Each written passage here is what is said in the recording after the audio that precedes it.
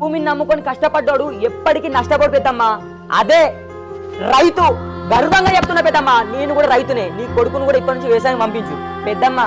నువ్వు ఒక్కదానివే కాదు పెద్దమ్మా, ఈ సొసైటీలో ప్రతి ఒక్కరు గంత అంటురు. ఎందుకు పెద్దమ్మా? వ్యవసాయం అంటే గంత చిన్న చూపు. నేను కూడా బీటెక్ చదివిన, పుప్పల మల్లేశ్వర కొడుకు వ్యవసాయం చేస్తున్నట, గంత చదువు చదివాని మా నాన్నతో ప్రతి ఒక్కరు చెప్తురట. నేను కూడా ఒకరి కింద పని చేస్తే మనకు 4 మెతులు ఎట్లా అవుతాయి పెద్దమ్మా? చెప్పు పెద్దమ్మా. వ్యవసాయం అంటే ఇప్పుడు జనరేషన్కి అర్థమయ్యేటట్టు చెప్పాలి.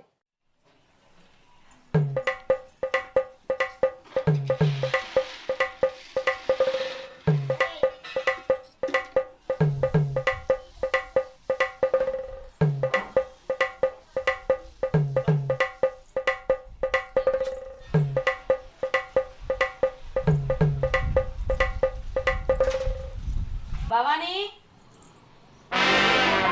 పని తీరిందా? ఇంకా తీరలే అత్తమ్మా. నీ పని అయిందా? దా కూసో.